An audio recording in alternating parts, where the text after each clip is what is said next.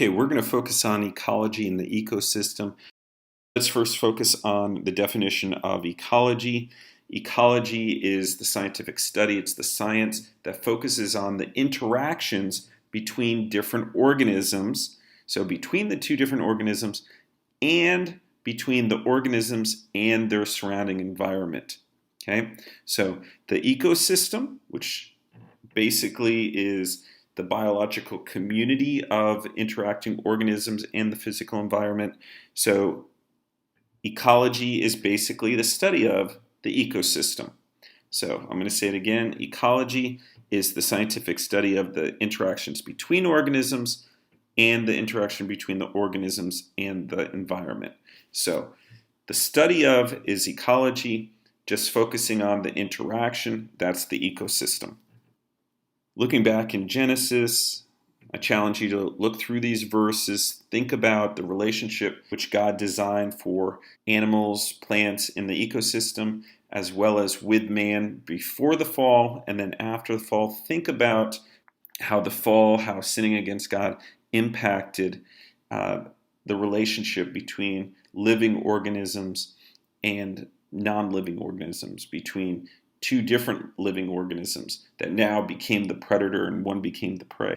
Okay, you do need to know the levels of ecology. Look at the diagram, look at the picture. This is a good visual for you, focusing on the individual organism.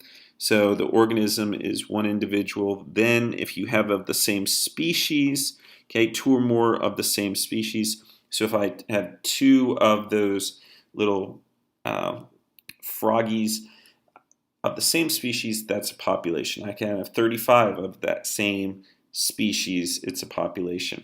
But now, if I move to community, I'm going to have those little frogs with other things. Whether they're plants or animals, they have to be living though. Okay, living organisms, so different living organisms. Now when I tie into the ecosystem, that's living and non-living. This could be water with the plants, worms, and frogs. Okay, this could be water and dirt, which are non-living, with the frogs, plants, and worms. That's an ecosystem.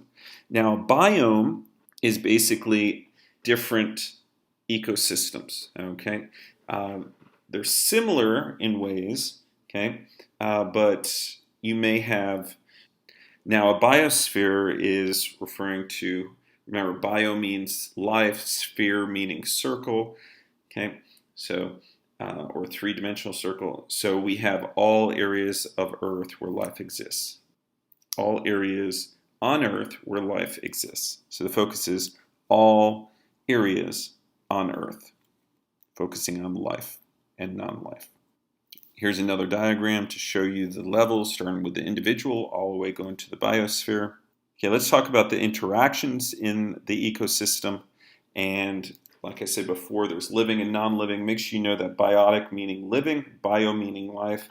And if I add the prefix like non or un, that means it's going to negate it. Well, in the same way, if I add the letter A in front of something, it negates it. So biotic means living, abiotic means not living. So some examples of biotic would be a protist, like a paramecium amoeba, plants, fungi, animals, bacteria. Those are all living things. Abiotic would be dirt, rock, lava, magma, heat energy, sound energy, water, all these different things that are non-living. They are still in the ecosystem, but they're considered abiotic. Okay, the first thing that we're going to focus on dealing with are biotic factors, are producers. These are called autotrophs. They can make food, they can make energy on their own without eating things. They can use the sunlight, they can use chemicals, and they can produce energy. So plants are autotrophs. They are producers. They take the sunlight and they turn that into food energy.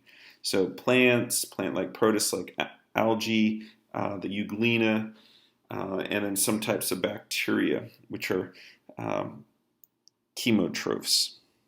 Now, this is something you learned in 7th grade about photosynthesis. This is the equation I want you to know. This would be a great question. So carbon dioxide plus water is then changed into oxygen, sugar, and more water. That more water, you should have learned, is called transpiration. When we learned about, I think in 7th grade and 8th grade, you should have learned about transpiration with the water cycle. So we're going to actually do a lab dealing with photosynthesis, and we'll talk about photosynthesis after Christmas dealing with plants. So you are responsible for this equation. We're going to practice it multiple times on different units. So this is basically some people call it the college equation, some people call it the real legit equation, but this is actually balanced, and that's why we're going to focus on that equation, not the elementary school one where it's just CO2 plus H2O yielding O2, sugar, and H2O. No, we're going to balance it, and we're going to talk about why the reactants and the products have to be equal. Okay. Chemosynthesis is, as I said before, done by bacteria, and this is using chemical energy to produce different sugars. Okay, so this is still falling under the autotroph category. Okay, some consumers that you need to be aware of. The first thing that I need you to know is a consumer is also called a heterotroph. Heterotrophs eat other things, so if we're going to consume other things, whether we're consuming plants or other animals or meat, we are going to be considered a heterotroph. So these are organisms that rely on other organisms for their energy or food supply. So if we look at the first one, cows are herbivores, they're eating plants. They're relying on their energy, their food supply to be the plant. Carnivores rely on eating other animals, getting the meat from other things. Omnivores, such as bears, will eat both plants like berries and fruit, but will also eat animals such as fish. Okay, and then the last one are decomposers. These are examples such as fungi and different bacteria, which will break down dead organic matter for their energy. You learned, I believe in 7th grade, about saprophytes. Saprophytes are feeding off the dead. And we will probably get to that. We'll talk about that when we get to fungi. Okay, this is some good elementary school stuff. You should remember this, the feeding interactions. So basically, the energy flow, you should remember the food chain and the food web. So if it's going in one direction, we start off with the sun, and that impacts the autotroph, the producer. That would be grass. Then it goes to the consumer, which the grasshopper eats the grass, the frog then eats the grasshopper, the owl then eats the frog. So we're going to talk about grass would be the producer. The grasshopper is the first consumer, so that would be the primary consumer. The frog is the second consumer, so that would be the secondary consumer. And the owl is the third consumer, so that would be the tertiary. Tertiary means 3 or third consumer. So we have grass, which is the producer. Grasshopper is the first consumer. Frog, second consumer. And then owl, third consumer. Here's your food web, which is a network of food chains. It can go in different directions. You can see the mice and the raccoons may eat from the grass, but then the hawk is not just eating the raccoon, but it's going to eat the mouse and the weasel. Okay, so which one of these is the producer? It's going to be the grass. Which one is the top consumer? Well, the top consumer, which eats everything there, okay, or eats the raccoons, mice, and weasel, would be the hawk. Here's another example of the food chain. Here in the food chain, we still have the producers. Then we have the primary consumers, secondary, and then tertiary, third level. Ecological pyramids are diagrams that show the relative amount of energy within each trophic level. So it's focusing on the energy produced. So the basic breakdown between the producers, herbivores, or primary consumers, and the different carnivores.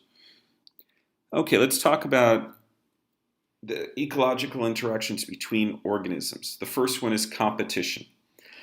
Competition is when two organisms compete for the resources of that place. It could be food, it could be water, it could be even shelter. They're competing for the use of that place. It can also be competing for a mate, as you can see in the bottom picture. So you should know that the habitat is where the organism lives. Well, the niche is where the organism not only lives, but also has a role. It has a job. So the niche is both where the organism lives, which is the habitat, and what it does. So if I say habitat, focus on where it lives. When I say niche, niche is where it lives and what it does. So here we have the sunflower. The sunflower lives in the backyard. That's the habitat. Well, what is its job? Absorb sunlight, provide shelter, provide nutrients, provide food for other things, provide oxygen. So those things, plus where it lives, where it's doing it in the backyard, that is the niche.